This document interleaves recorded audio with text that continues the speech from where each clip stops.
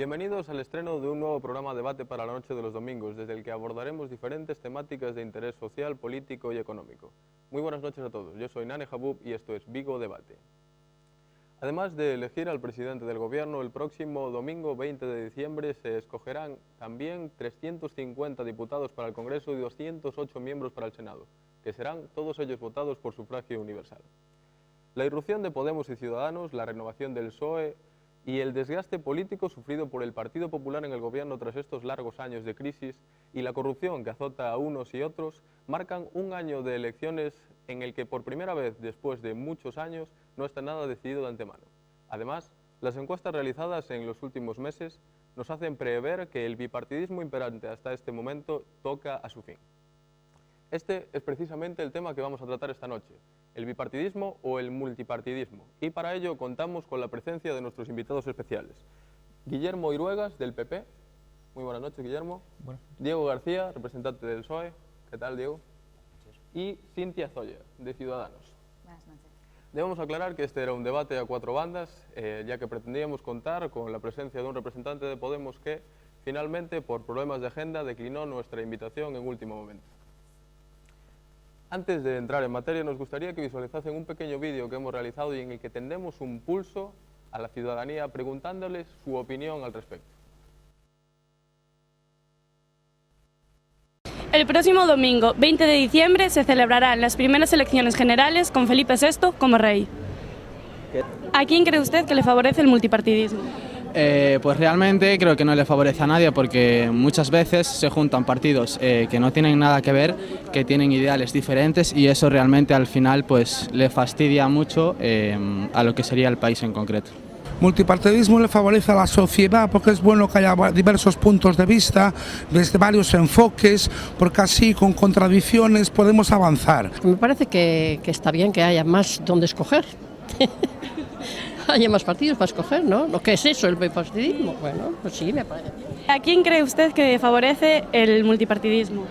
Bueno, yo pienso que el multipartidismo que estamos viviendo ahora, o sea, la generación de nuevos partidos políticos y demás, que estas fuerzas menores son buenas para la sociedad y de hecho favorecen la democracia porque en este caso el romperse ese bipartidismo que nos hace solo poder decidir entre una opción u otra, pues nos abre nuevos caminos y imagino que es más fácil para las personas, no sé, concordar con nuevas ideas que con las que ya están sobre todo deterioradas porque, no sé, hace falta una renovación y una profunda regeneración sobre todo en el, no sé, sistema de gobierno que hay ahora. Y bueno, digamos que si nos estancamos en el bipartidismo, ambos favorecen solo a sus propios intereses y por lo tanto pues no ven por la sociedad y solo ven por ellos mismos. Muchas gracias por acompañarnos esta noche. Sin más dilación, vamos a empezar con una serie de preguntas concretas. La primera, ¿cuáles creen ustedes que son las ventajas de un sistema bipartidista o, en su defecto, las desventajas del mismo? Cintia, por favor. Ha llegado un tiempo nuevo, ha llegado la hora de los ciudadanos. El bipartidismo está roto, el bipartidismo está obsoleto. Y esto tiene una clara explicación, y es que han abusado de la confianza de todos los ciudadanos legislatura tras legislatura. Nosotros sabemos que nos tachan de no tener experiencia. De todas formas, ellos durante años nos han transmitido lo que saben hacer con la experiencia. Nosotros le vamos a transmitir lo que sabemos hacer con la profesionalidad. Ciudadanos llega aquí para solucionar todos los problemas que ellos han causado a lo largo de estos años. La transparencia, la profesionalidad, la ilusión, sobre todo la ilusión son los valores que tenemos que volver a resurgir en la política española y que estos dos partidos nos han robado durante todos estos años. De todas formas, creemos que es una ventaja que el próximo 20 de diciembre el Congreso de los Diputados sea plural. Creemos que la pluralidad será un pilar fundamental en la democracia de nuestro país. Bien. Ahora continuamos con Diego, por favor, de PSOE. Lo importante en este caso no es hablar ni de partidos viejos ni de partidos nuevos. Lo importante es tener ideas y un gobierno estable. Para nosotros el debate de bipartidismo es un debate, entre comillas, inexistente. ¿Por qué? Porque vuelvo a lo mismo. Nosotros históricamente hemos gobernado con diferentes partidos, hemos siempre llegado a acuerdos y sin problema alguno. Somos un partido acostumbrado a negociar, pero sobre todo lo importante, insisto, no es un tema ni de nuevos ni de viejos, es un tema de estabilidad política y sobre todo de gobernar con ideas y con un programa claro. Y y para eso está claro que el PSOE es todo un referente, ya ha gobernado anteriormente, con un programa basado sobre todo en la parte social, ha demostrado que es un partido de gobierno y ahora volvemos de nuevo para volver a demostrarlo. Y seguramente esa va a ser la estabilidad que tendremos. Continuamos con Guillermo, por favor. Sí. En España existen dos grandes partidos, que son el Partido Socialista y el Partido Popular. Esto no es así porque lo diga una ley, ni tampoco por capricho. Es así porque así lo quiere la inmensa mayoría de los españoles. Y la alternancia política, que es un valor inherente a la democracia, ha traído grandes ventajas para España desde el año 1978. Fíjense que desde este año España es uno de los únicos 5 países del mundo que más ha aumentado su renta per cápita desde el año 78, se dice pronto. Es decir, España tiene un sistema que en la etapa democrática ha significado progreso y bienestar. Conseguimos formar parte de la Unión Europea, cumplimos los requisitos para entrar en el euro a la primera cuando desde fuera no creían que fuéramos capaces de conseguirlo, tenemos un sistema sanitario público, universal, de calidad y gratuito. Es decir, es mucho lo que hemos conseguido todos juntos con el esfuerzo de todos desde la transición y creo que conviene valorarlo en su justa medida. Tenemos un breve tiempo para hacer una réplica, si tenéis algo que decir, Cintia. Sí, entiendo que el representante del Partido Socialista diga que el bipartidismo es inexistente, porque sí que es cierto que os habéis vendido a los partidos nacionalistas e independentistas únicamente por sillones, ¿no? Ha sido siempre un reparto de cromos. Respecto al Partido Popular, sí que es verdad que se han hecho cosas bien, es cierto, pero en los últimos años no ha dicho eso. Ciudadanos estamos aquí para reformarlo todo, pero para no romper nada. Sabemos que se han hecho cosas bien, pero últimamente habéis estado gobernando, incumpliendo vuestro programa, habéis hecho recortes y no reformas, que es lo que prometíais. Por alusiones en el mismo orden, Diego, ¿quieres decir algo? Sí, bueno, en base a gobernar apoyados en uno u otro partido, es la base de la democracia y se llama negociación, no juego de sillones ni nada por el estilo. Somos un partido que históricamente ha gobernado tanto en solitario como apoyado en coaliciones y siempre negociando. Esa es la base de la democracia. Al margen de todo eso me llama la atención una cosa asociada al bipartidismo, que es la renta per cápita y esa alternancia a la que hacía referencia mi compañero del Partido Popular. Yo creo que son dos cosas, la alternancia y la renta per cápita, que no deberían de estar en este saco del bipartidismo. Insisto, que haya pluralidad es bueno, que haya más partidos en el tablero es bueno, pero nosotros lo que tenemos claro es que somos un partido que salimos para gobernar. Si tenemos que llegar puntualmente a acuerdos, llegaremos, es nuestra esencia. Pero esa es nuestra idea, salir para gobernar. Dos apuntes muy breves sobre lo que ha dicho Ciudadanos sobre la transparencia. Este es el primer gobierno de toda la etapa democrática, el gobierno del Partido Popular, que ha aprobado una ley de transparencia. En toda la historia de la democracia, es decir, casi 40 años desde el año 1968, no había habido una ley de transparencia como la que ha hecho el Partido Popular, que además no solo es la primera en España, sino que además es pionera en el ordenamiento jurídico comunitario. Por último, sobre el bipartidismo, pues hombre, en la dentro del gobierno, el presidente del gobierno ha tenido que responder preguntas a 14 portavoces, por lo tanto, hablar estrictamente de bipartidismo creo que no se ajusta a la realidad. Muy bien, continuamos con la segunda pregunta. Algunos analistas políticos aseguran que el fin del bipartidismo provocaría cierta inestabilidad y generaría una dificultad manifiesta para crear gobiernos duraderos con capacidad de decisión. ¿Qué tenéis vosotros que decirle a estos analistas políticos? Empezamos en orden inverso. Guillermo, por favor. Sí, lo más grave que podría ocurrirle al país sería la inestabilidad política, porque eso se traduce en un gobierno que no tiene los apoyos suficientes y un gobierno sin mayoría. Y esto es muy importante, porque para España es fundamental que se mantenga la política económica que ha permitido que pasáramos de destruir 1.430 empleos diarios en el año 2011 a crear 1.492 puestos de trabajo al día en el año 2015. Es fundamental que se mantenga la política económica que nos ha permitido pasar de la prima de riesgo ocupando portadas de los periódicos a prácticamente desaparecer de toda información periodística. Y para que esa política económica que ha aplicado el Partido Popular en esta legislatura se mantenga, lo que hace falta es un gobierno estable y una mayoría clara. Es decir, España no necesita experimentos ni letreros luminosos que anuncien un abismo que nos conduciría directamente al precipicio en el que estábamos en el 2011. Es decir, traería de nuevo la recesión económica, la destrucción de empleo y la crisis. Si el día 20 de diciembre los ciudadanos deciden que haya una pluralidad de partidos en el Parlamento español, yo creo que vuelvo a la base de antes, es decir, lo importante será negociar y lo importante será tener espíritu de negociación. Hay ciertos partidos que negociar no lo llevan en su ADN y aparte les cuesta muchísimo. Nosotros en ese aspecto tenemos mucha experiencia y además en la época Zapatero las leyes más importantes, las leyes que supusieron un verdadero avance para España, fueron consensuadas con varios partidos y consensuadas con el Parlamento existente en ese momento. Por lo tanto, no tenemos miedo de este escenario, aunque es verdad que lo ideal, y esperemos al día 20 a ver qué pasa, es que el Partido Socialista tenga la mayoría suficiente para gobernar y para volver con nuestra estabilidad a encauzar España hacia un sentido correcto y no como estamos ahora mismo, entre comillas, dando bandazos solo apoyados en 4 o 5 datos de tipo económico que no reflejan toda la realidad. Tenemos que ir con Cintia. Cintia. Estamos convencidos que el fin del bipartidismo va a generar el comienzo de la estabilidad de nuestro país, porque habéis sido vosotros quien habéis llevado al abismo al país, no va a ser el próximo Congreso. Ciudadanos viene aquí para hacer política de verdad, para hacer política de acuerdos y de consenso, como bien hablabas, pero no política de reparto de cromos, sigo con lo mismo, no política con estoy de acuerdo contigo en esto, pero únicamente para ocupar un sillón, no. Venimos para hacer propuestas y al final la base de todo es mejorar la calidad de vida de todos los españoles, que es para lo que estamos aquí. Y creo que va a ser una estabilidad que haya un Congreso mucho más plural para una España mucho más sana. Yo creo que es algo muy positivo. Volvemos en el mismo orden para las réplicas, si tenéis algo que decir. Sí, con respecto a las alusiones del representante del Partido Socialista a la etapa de Zapatero y al consenso, mire, ustedes no consensuaron con nadie enviar a 3,5 millones de personas al paro en 3 años.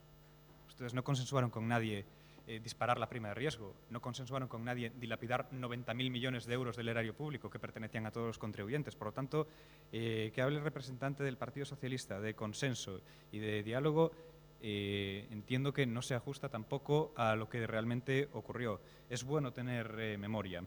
Por lo tanto, en lo que concierne al representante de Ciudadanos, mire, es verdad, el país en el año 2011 estaba en un abismo, pero no porque el Partido Popular lo hubiera llevado hasta ahí. Llevábamos 7 años sin gobernar. Por tanto, es verdad que había un precipicio, es verdad que había un abismo al que nos condujeron Un poco más breve, por favor. los representantes del Partido Socialista. Al margen del típico tópico de que el gobierno socialista fue el que llevó al abismo, cabe recordar que fueron gobiernos socialistas los que establecieron el sistema de salud universal y potente que tenemos a día de hoy, pese a los diferentes ataques que llevando desde el lado del Partido Popular y desde el gobierno actual. Y hablando de avance, como decía la compañera de Ciudadanos, de que, bueno, que el bipartidismo sirve para avanzar y demás, nosotros siempre que hemos gobernado en clave de avance. Pioneros en leyes con derechos sociales en la etapa anterior de Zapatero, pioneros en establecer un sistema de sanidad gratuito y universal. A nosotros hablarnos de avances cuando llevamos haciendo esos avances cada vez que gobernamos y aún por encima consensuándolos, pues hombre, es algo que ya nos suena como muy rodado, desde luego. Recordemos que tienen que ser intervenciones rápidas y breves, por favor. Cintia. Sí, pioneros también en corrupción y pioneros también en pactar por sillones, vuelvo a repetir lo mismo. Y respecto a lo que decía nuestro compañero del Partido Popular, de que bueno, las cosas ahora están un poco mejor por las reformas que ha llevado a cabo, esto le quiero decir que es por los vientos de cola. Esto es por el esfuerzo de todos los españoles, esto es por la bajada del petróleo y esto es por la reforma del Banco Europeo. No tiene nada que ver con la gestión del Partido Popular frente al gobierno de nuestro país.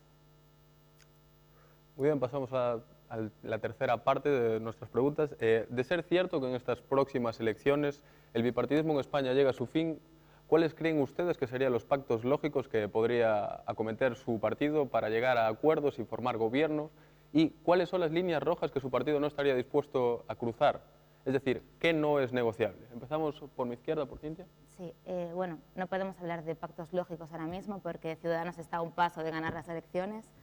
Las encuestas ya de un mes a otro nos tienen segunda fuerza, por lo tanto, en un mes pueden pasar un montón de cosas. Con respecto a con quién no vamos a llegar nunca a un consenso, es con partidos que lleven imputados en sus listas, es con partidos que no quieran reformar de arriba abajo España y con partidos que pretendan crear fronteras entre españoles. Muy bien, continuamos con Diego, por favor. Precisamente una de las líneas rojas, bueno, me sumo también al aporte de que realmente, de momento, en un mes pueden pasar muchas cosas. el Partido Socialista aspira también a ser primera fuerza, como es lógico y es probable que lo pueda conseguir, pero nuestra línea roja, y así lo ha marcado Pedro Sánchez reiteradamente, es precisamente la limpieza en esas listas electorales. Pese a la referencia a la corrupción, nosotros no somos precisamente el partido que la lleve por bandera, hay otro partido que tiene más problemas con este aspecto, todo lo contrario, hemos tomado todas las medidas posibles y desde luego para nosotros es una línea roja, es decir, no puede haber imputados en las listas y la honorabilidad de las personas que van a representar al Partido Socialista tiene que estar fuera de toda duda. Sí. El pacto en el que seguro que va a estar el Partido Popular es un pacto con los españoles. Le vamos a presentar a los ciudadanos un balance con todo lo que se ha hecho en esta legislatura, con todo lo que entre todos y con el esfuerzo de todos se ha conseguido, y el Partido Popular va a proponer una renovación de ese pacto, una renovación que gire en torno a un objetivo común: alcanzar los 20 millones de empleos en el año 2020. Se puede hacer si mantenemos el ritmo de creación de medio millón de empleos al año, como hemos hecho en los ejercicios 2014 y 2015. Pero en lo que se refiere a líneas rojas en la formación de acuerdos con otras formaciones políticas, el Partido Popular tiene tres grandes convicciones. La primera es no gobernar si no se ganan las elecciones, porque es lo más democrático. La segunda es la unidad de la nación española, es decir, asegurar que la soberanía nacional sigue residiendo en el pueblo español. Y la tercera es perseverar en la política económica que tan buenos resultados ha dado, es decir, mantener la reforma laboral y más rebajas de impuestos. Muy bien, brevemente para la réplica, Cintia. Sí, el representante del Partido Socialista acaba de decir que no son los que llevan por bandera la corrupción, pues nada. Seguimos con el y tú más, con no, tú más, tú has robado más. No.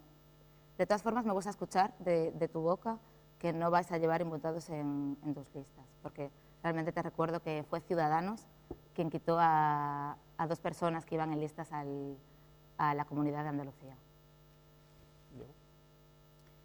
De todas maneras, como bien has dicho, no figuran finalmente en las listas electorales, pero al margen de todo esto, entrar en un simple debate de que los dos partidos del bipartidismo tenéis corrupción y demás, y meter a un partido de izquierdas y a un partido de derechas en el mismo saco, es demasiado sencillo y es demasiado ironizar sobre el asunto.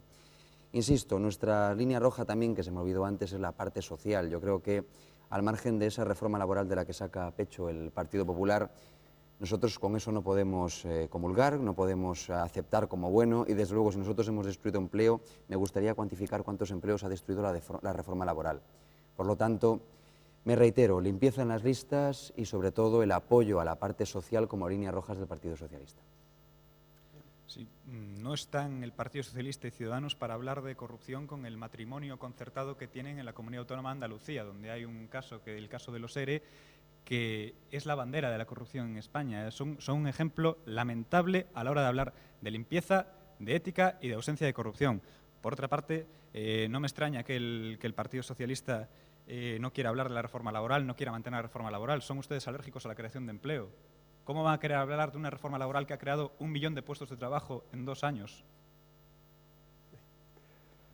Después de este primer bloque de preguntas, ahora visualizaremos un nuevo reportaje en el que veremos qué es la Ley DONT, cómo funciona y cuál es la opinión pública acerca de esta norma que rige nuestro sistema electoral.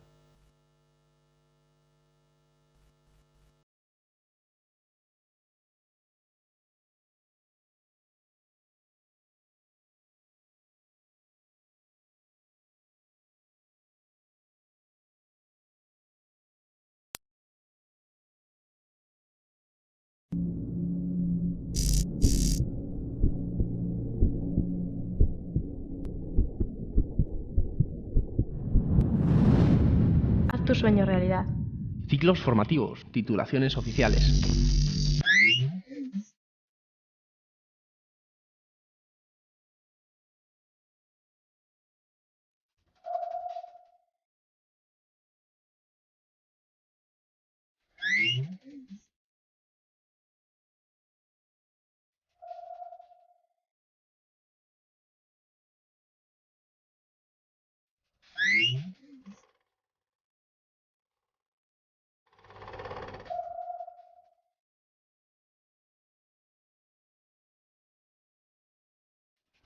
Escuela de Imagen y Sonido de Vigo.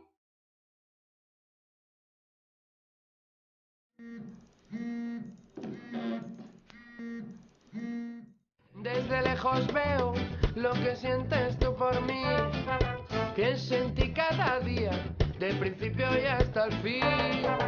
No sé por qué no puedes y estar más cerca de mí. Porque yo quiero volver y volver, volver siempre.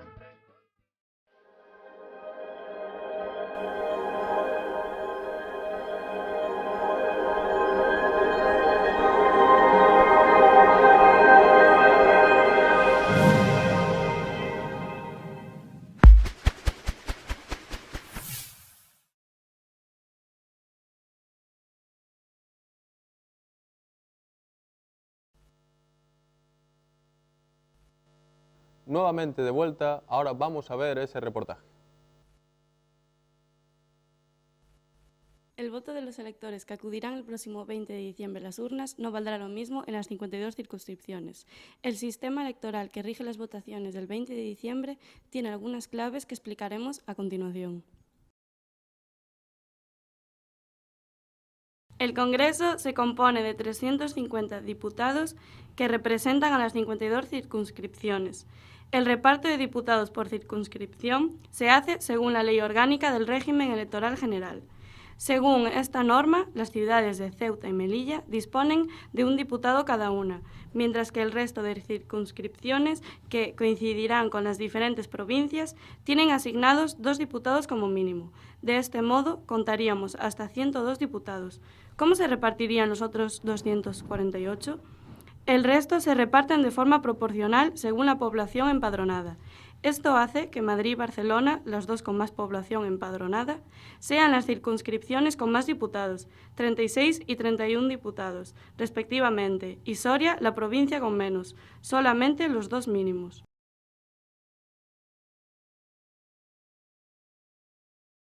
No tengo ni idea. No sé si entre 15, 20, no recuerdo exactamente, porque yo la política no la llevo muy bien. Me parece que son 35, pero no estoy seguro. En España se utiliza la llamada Ley de Hond, que es un cálculo proporcional creado a finales del siglo XIX por el jurista belga Victor de Hond. Además de España, lo utilizan muchos otros países como Bélgica, Argentina o Japón. Pero, ¿conoce el electorado realmente lo que es la Ley de Hond? A ver, justa por el simple hecho de que para ser presidente sí tienes que tener unos votos, pero realmente nosotros no votamos al presidente, sino votamos a los partidos que eligen al presidente. La ley de Hond puede beneficiar a ciertos partidos que están en la oposición, pero creo que no es justo, que debe gobernar la lista más votada. Para comenzar, en cada circunscripción se excluyen a las candidaturas que no hayan obtenido al menos el 3% de los votos válidos emitidos. Con el resto de las candidaturas se ordena de mayor a menor en una columna las cifras de votos obtenidos. A continuación, se divide el número de votos obtenidos por cada candidatura, por 1, por 2, por 3, etc., hasta un número igual al de escaños correspondientes de la circunscripción. Los escaños se atribuyen a las candidaturas que obtengan los cocientes mayores, atendiendo a un orden decreciente. Los escaños se asignan por orden, según los cocientes de mayor a menor, de forma que el primer diputado lo consigue el partido A, el segundo es para el B, el tercero vuelve a ser para el A, el cuarto del B y el quinto otra vez para el A. De este modo, el partido C se ha quedado fuera por muy poco. Según los expertos consultados, podría mejorarse, porque sin duda los beneficiados son los partidos mayoritarios y los perjudicados los más pequeños. Es decir, que en el caso de España, la Ley de Hond fomenta el bipartidismo.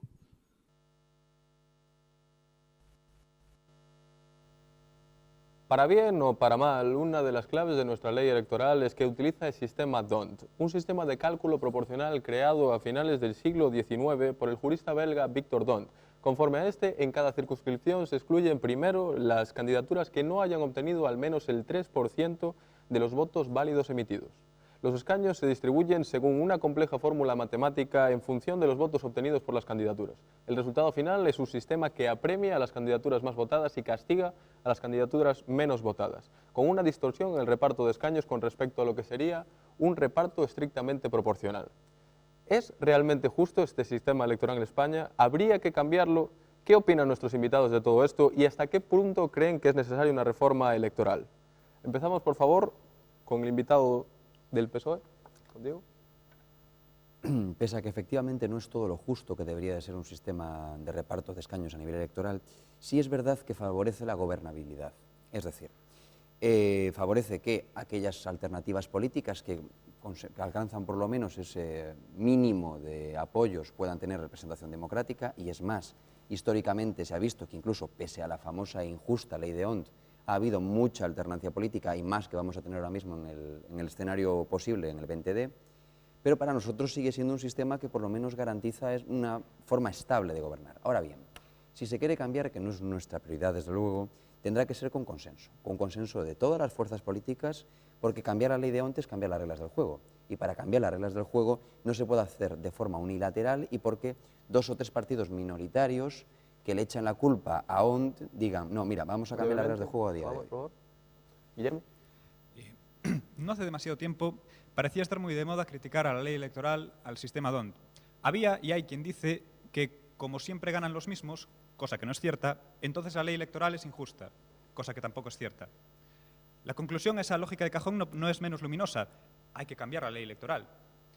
Naturalmente esto no es verdad, porque si lo fuera, ¿cómo explicarían que las encuestas a día de hoy estén dando a formaciones emergentes resultados muy similares e incluso superiores a los del Partido Socialista? Todo el razonamiento es falso por una razón elemental. No es que haya una suerte de mecanismo que manipule la voluntad popular y automatice las victorias del Partido Socialista o del Partido Popular. Es más sencillo.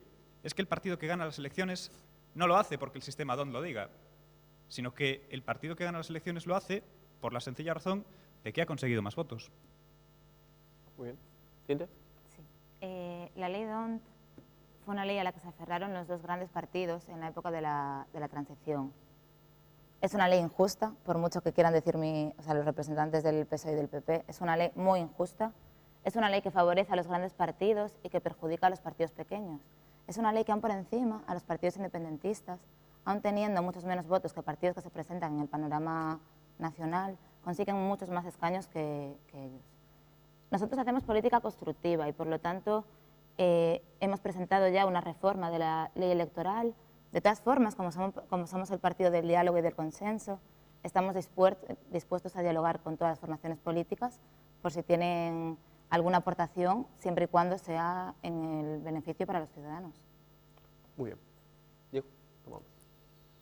En base a lo que decía el compañero del Partido Popular, ahora mismo el escenario que tenemos a partir del 20D, o que parece que podamos tener de esa fragmentación de varias fuerzas políticas, la ley de Hont lo que más penaliza, sinceramente, es la fragmentación en el voto. Es decir, es verdad que apoya a los grandes partidos y es verdad que favorece esas mayorías que hacen posible gobernar, también desde mi punto de vista, pero lo que más penaliza sobre todo es la fragmentación del voto. Por eso es muy importante también que la gente tenga claro que a la hora de votar elija una alternativa estable y una alternativa que se pueda consolidar como una mayoría de gobierno.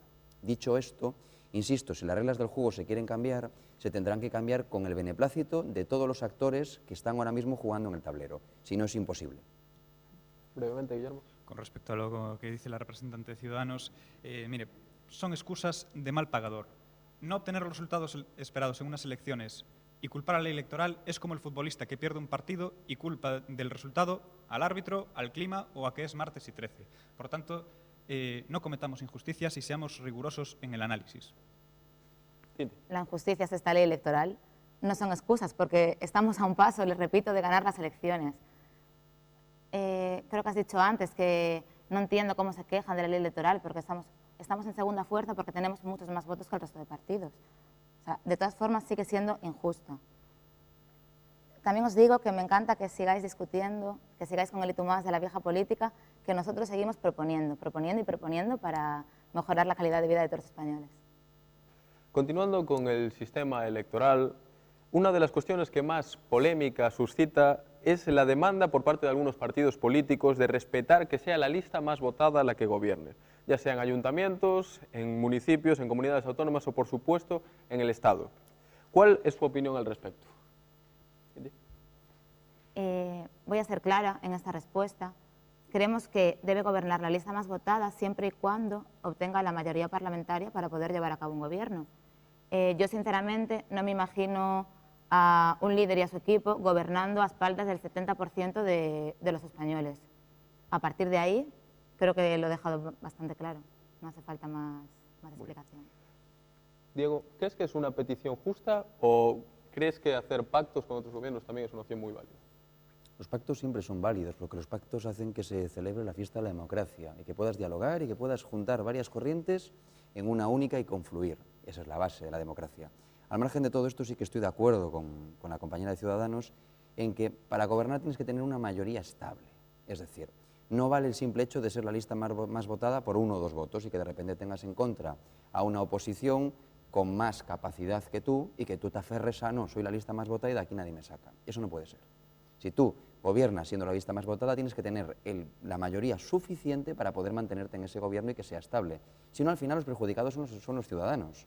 Porque si tu gobierno no arranca y tampoco dejas gobernar a otros, estás simplemente perdiendo el tiempo y el país no avanza. Y la misma pregunta. Evidentemente yo creo que hay que respetar que gobierne la lista más votada. Que gobierne quien gana las elecciones es lo que pide la razón y además es de puro sentido común. Lo contrario supondría actuar en contra de la voluntad popular, en contra de lo que han expresado los ciudadanos en las urnas. Dicho de otra manera, si en un partido de fútbol gana el que marca más goles o si en un partido de baloncesto gana quien consigue más puntos, entonces en unas elecciones gana quien tiene más votos. ¿Cómo no se va a respetar que gobierne quien gana las elecciones? Los pactos entre partidos, en mi opinión, son justos solamente si en ellos está el partido que ha obtenido más votos.